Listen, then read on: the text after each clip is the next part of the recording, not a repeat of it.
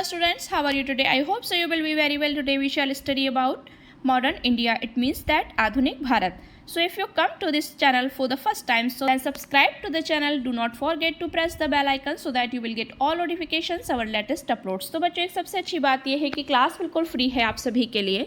सभी बच्चे इस क्लास को ज्वाइन कर सकते हैं. तो जो बच्चे अभी तक हमसे नहीं जुड़े हैं वो भी ऐड हो जाइए, क्योंकि इस चैनल पर, इस प्लेटफॉर्म पर आपको सभी सब्जेक्ट्स फुल डिटेल के साथ मिलने वाले हैं और इसके बाद आपको कुछ और देखने की ज़रूरत नहीं है.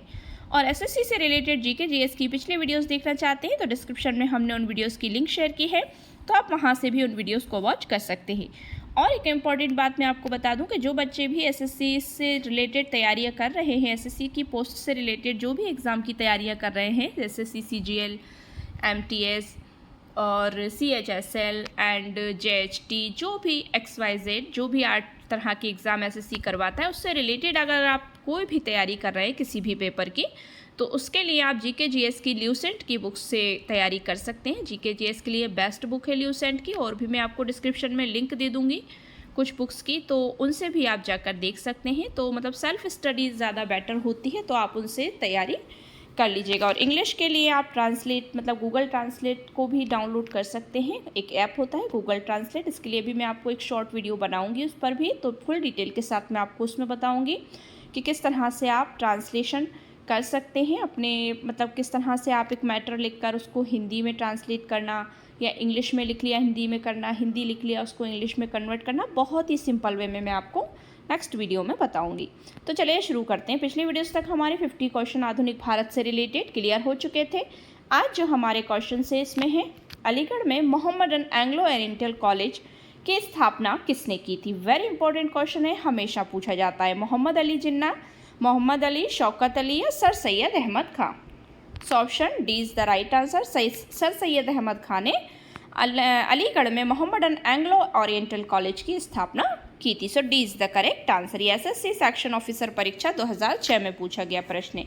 अगला प्रश्न है, नए भारत का पैगंबर किसे कहा जाता है. ऑप्शन ए है Dayanand Saraswati, option B Shri Ramakrishna, option C Raja Ram Mohan Roy, option D Swami Vivekananda. So right answer option C है, राजा राम मोहन राय को नए भारत का पैगंबर कहा जाता है. So C is the correct answer. राजा राम मोहन राय को भारतीय पुनर्जागरण का पिता तथा भारतीय राष्ट्रवाद एवं नए भारत का पैगंबर कहा जाता है. इसे नव भारत या नव प्रभात का तारा तथा नव जागरण का अग्रदूत भी कहा जाता है. So C is the correct answer.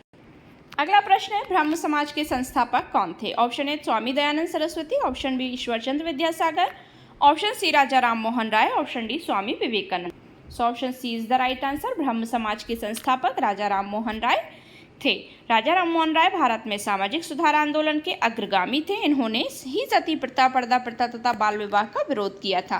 इन्होंने ब्रह्म समाज की स्थापना 1828 ईस्वी में की और बहुदेववाद का विरोध किया. So C is the right answer. Next question, इसके संस्थापक राजा राम मोहन राय थे. मतलब इनमें से किसके संस्थापक राजा राम मोहन राय थे. Option A Brahmo Samaj, option B Ramakrishna Mission, option C Prarthana Samaj, option D Arya Samaj. So right answer option number A Brahmo समाज.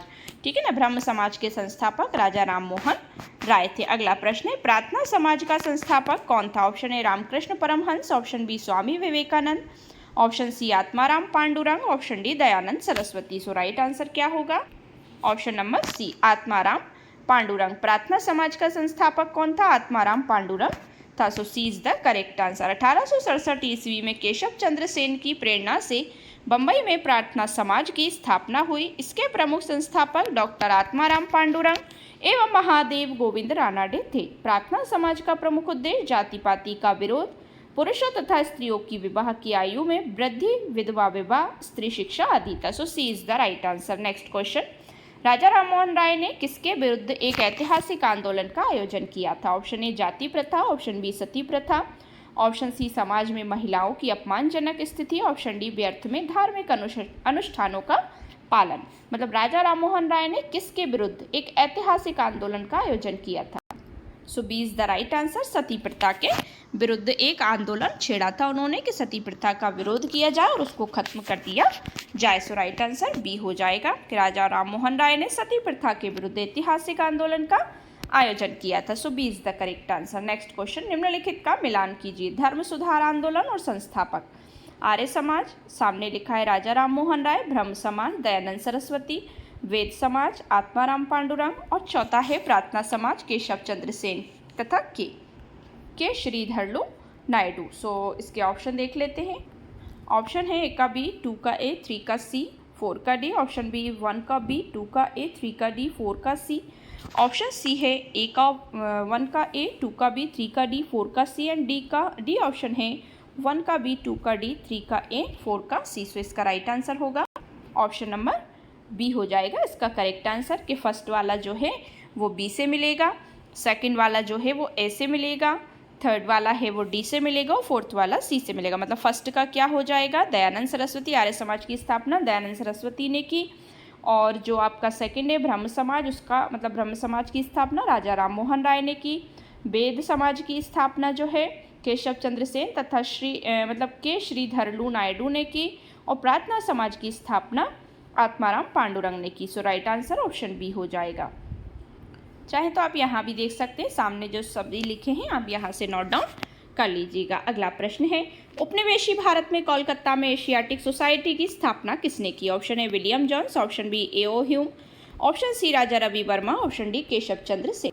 सो is the correct answer William Jones ने की थी उपनिवेशी भारत में कोलकाता में एशियाटिक सोसाइटी की स्थापना विलियम जॉन्स ने की थी। एमटीएस परीक्षा 2014 में पूछा गया प्रश्न। सो is the correct answer William Johns द्वारा 1784 ईस्वी में हेस्टिंग्स के समय वारेन हेस्टिंग्स वहाँ के वायसराय थे में the Asiatic Society of Bengal की स्थापना की गई। So is the right answer. Next question, निम्नलिखित में से वह आयोग कौन सा है जिसने सबसे पहले भारत में प्राथमिक एवं माध्यमिक शिक्षा पर ध्यान दिया? ऑप्शन ए मैकाले आयोग, ऑप्शन बी चार्ल्स आयोग, ऑप्शन सी हंटर आयोग, ऑप्शन डी बेंटिक आयोग। So right answer option number B हो जाएगा चार्ल्स आयोग। के वह कौन सा आयोग था? तो चार्ल्स आयोग था जिसने सबसे पहले भारत में प्राथमिक एवं माध्यमिक शिक्षा पर ध्यान दिया था। So D B is the right answer.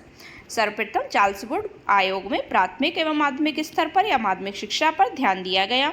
इस आयोग ने सुझाव दिया था कि ग्राम स्तर पर देशी भाषा के माध्यम से अध्ययन के लिए प्राथमिक पाठशालाएं स्थापित की जाएं और उनसे ऊपर जिला स्तर पर एंग्लो वर्नाक्यूलर हाई स्कूल एवं संबंधित कॉलेज खोले जाएं। So B is the correct answer. Next question, अगला प्रश्न है, सर्वोदय का आशय है? ऑप्शन ए संपूर्ण क्रांति, ऑप्शन बी असहयोग, ऑप्शन सी सबका उत्थान, ऑप्शन डी अहिंसा। So right answer option C is the right answer, सबका उत्थान। सर्वोदय का आशय क्या है?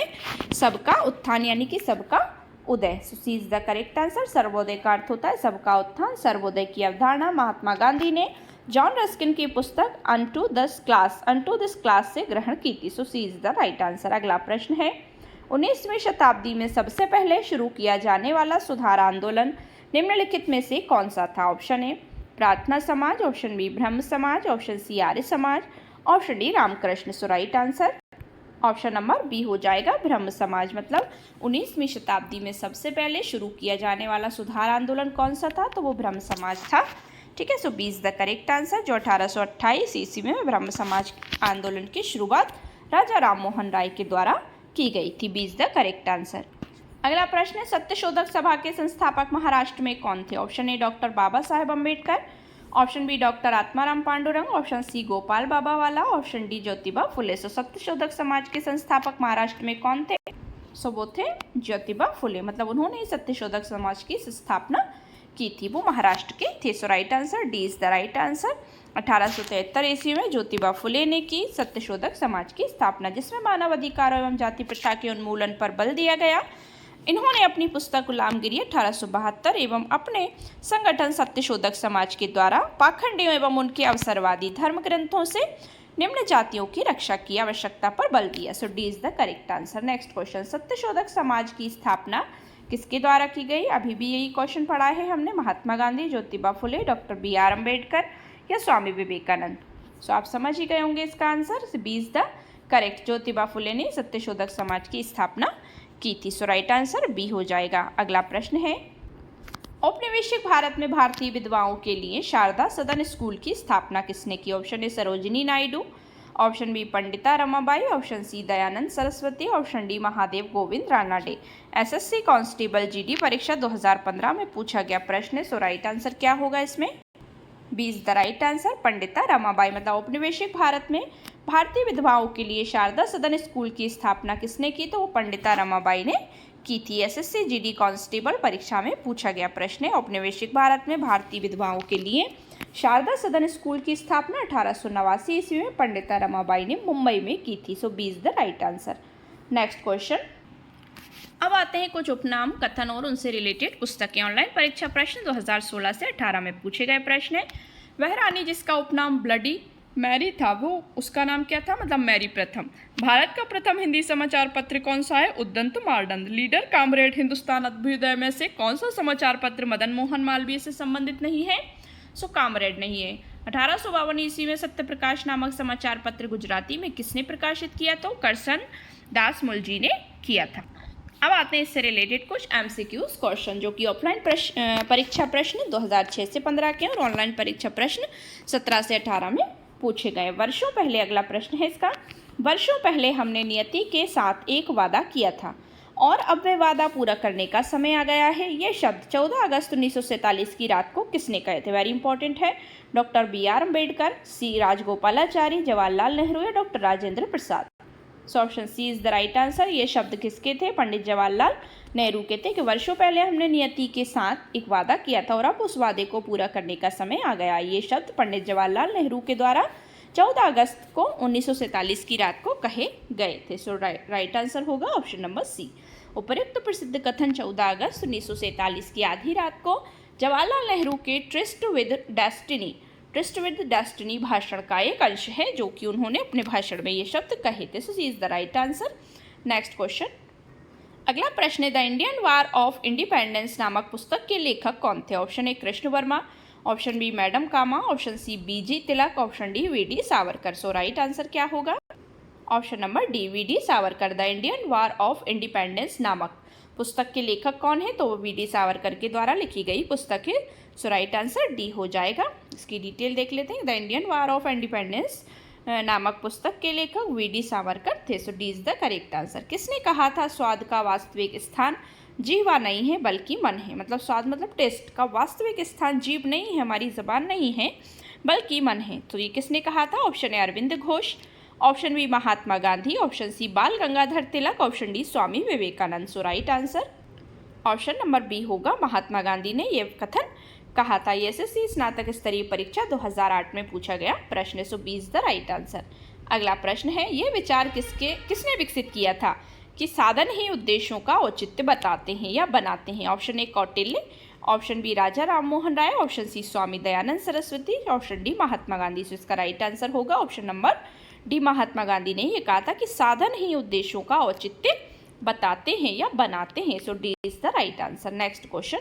किसने कहा था सत्य परम तत्व है और ईश्वर वह ईश्वर है?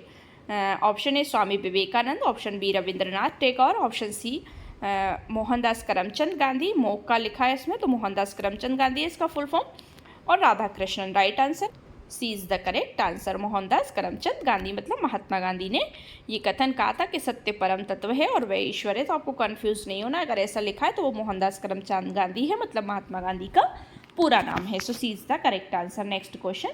सत्य और अहिंसा, मतलब सॉरी इसमें डिटेल देख लीजिए आप। सत्य और अहिंसा गांधी जी का मूल मंत्र था। वो सत्य और अहिंसा के मार्ग के पुजारी थे। गांधी जी अहिंसा को साधन तथा सत्य को साध्य मानते थे। गांधी जी का मानना था कि सत्य अमर है और कभी मर नहीं सकता।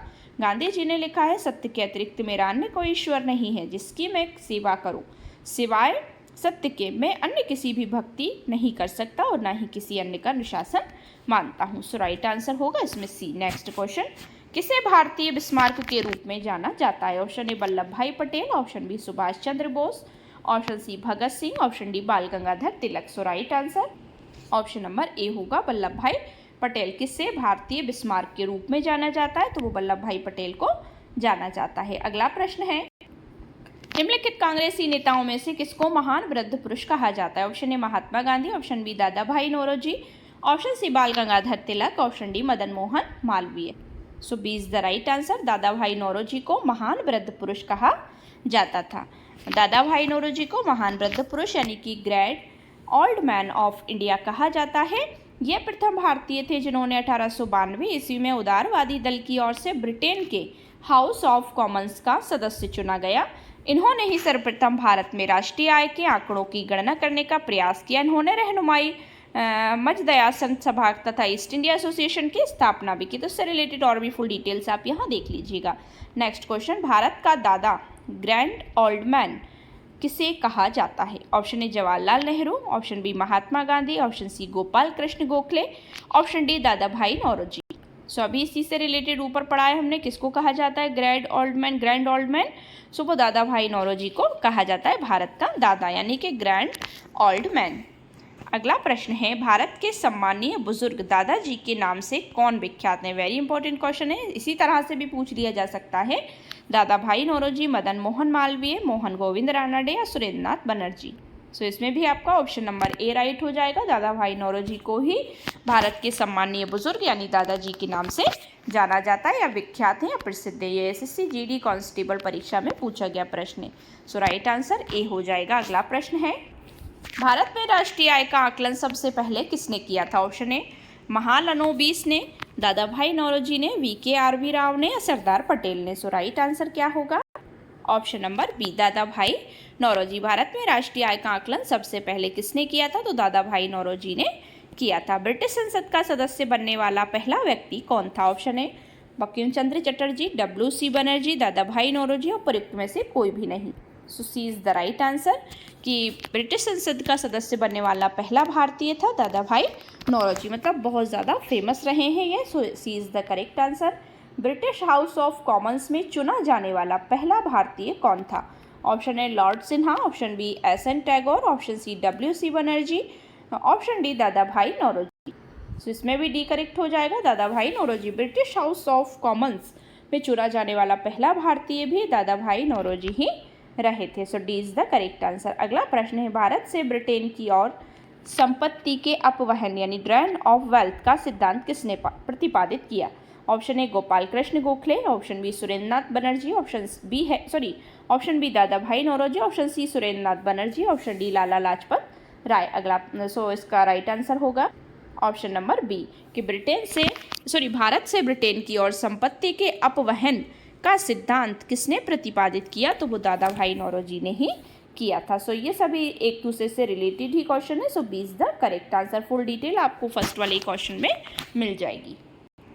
अगला प्रश्न है, ब्रिटिश साम्राज्यवाद के दौरान भारत का आर्थिक अपवाह का सिद्धांत किसने प्रस्तुत किया था? Option A WC Banerjee, option B Dada भाई Naoroji, option C Gopal Krishna Gokhale, option D Gandhi ji. तो राइट आंसर होगा इसका ऑप्शन नंबर बी दादा भाई नौरोजी के ब्रिटिश साम्राज्यवाद से के दौरान भारत का आर्थिक अपवाह का सिद्धांत किसने प्रस्तुत किया? तो वो किया था दादा भाई नौरोजी ने। So B is the right answer. अगला प्रश्न है, निम्नलिखित का मिलान कीजिए। सूची उपनाम है और सूची में नाम दिए गए। सीमांत गांधी, मदन मोहन मालवीय, भारत का सबसे वृद्ध व्यक्ति वल्लभ भाई पटेल, महमना, दादा भाई नौरोजी, भारत का लौह पुरुष बाल गंगाधर तिलक, अब्दुल गफ्फार। मतलब ये 5 दिए और ऑप्शन है इसके।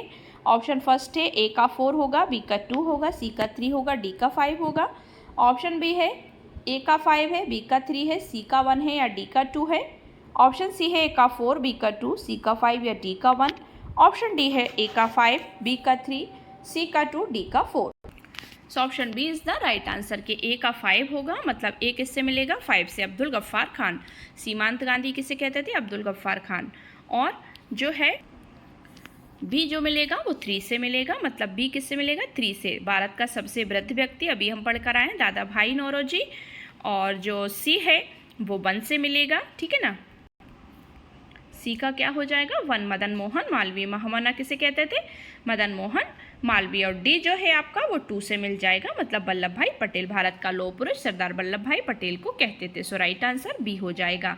इस तरह से आप यहाँ से भी देख सकते हैं। सीमांत गांधी, अब्दुल गफ्फार खान, भारत का सबसे वृद्ध व्यक्ति दादा भाई नौरोजी, महमना, मदन मोहन मालवीय, भारत का लौह पुरुष वल्लभ भाई पटेल। सो राइट आंसर बी होगा। अगला प्रश्न है, गांधी को माना जाता है। गांधी को क्या माना जाता है? ऑप्शन ए दार्शनिक अराजकतावादी, मूल अराजकतावादी, मार्क्सवादी या फैबियन वादी। राइट आंसर ऑप्शन ए हो जाएगा। दार्शनिक अराजकतावादी गांधी जी को माना जाता है। एक दार्शनिक अराजकतावादी है क्योंकि वे राज्य विहीन लोकतंत्र को अपना आदर्श मानते थे। सो इज द करेक्ट आंसर। अगला प्रश्न है, जब महात्मा गांधी की हत्या हुई तब किसने कहा था कि कोई विश्वास नहीं करेगा कि ऐसे शरीर और आत्मा वाला कोई आदमी कभी इस धरती पर चला था? Option A Bertrand Russell, option B Leo Tolstoy, option C है Albert Einstein, option D Khan Abdul Ghaffar Khan. So right answer C is the correct answer, Albert Einstein. जब महात्मा गांधी की हत्या हुई थी तो किसने कहा था कि कोई विश्वास नहीं करेगा कि ऐसे शरीर और आत्मा वाला कोई आदमी कभी इस धरती पर चला था? तो ये अल्बर्ट आइंस्टीन ने कहा था, जो बहुत ही बड़े साइंटिस्ट रहे हैं। सो C is the correct answer.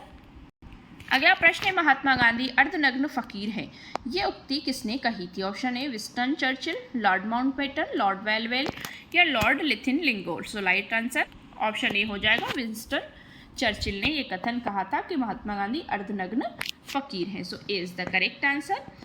करेंगे या मरेंगे गांधी जी ने राष्ट्र को यह मंत्र किस जन आंदोलन के अवसर पर दिया था? Option A Rowlatt Satyagraha, option B नमक सत्याग्रह, ऑप्शन सी भारत छोड़ो आंदोलन, ऑप्शन डी असहयोग आंदोलन। सो राइट आंसर क्या होगा? ऑप्शन नंबर सी होगा, भारत छोड़ो आंदोलन। करेंगे या मरेंगे मतलब करो या मरो का प्रसिद्ध नारा गांधी जी ने भारत छोड़ो आंदोलन के अवसर पर ही दिया था। ये अगस्त 1942 में प्रारंभ किया गया था, क्योंकि ये आंदोलन उसी समय प्रारंभ हुआ था। So C is the correct answer. अगला प्रश्न है, करो या मरो का नारा किसने दिया था? तो वेरी सिंपल क्वेश्चन है, भगत सिंह ने, सुभाष चंद्र बोस ने, जवाहरलाल नेहरू ने, महात्मा गांधी ने। So D is the right answer, करो या मरो का नारा महात्मा गांधी के द्वारा भारत छोड़ो आंदोलन के समय दिया गया था। अगला प्रश्न है, इंकलाब जिंदाबाद का नारा किसने दिया? चंद्रशेखर आजाद, सुभाष चंद्र बोस, भगत सिंह या फिर इकबाल ने?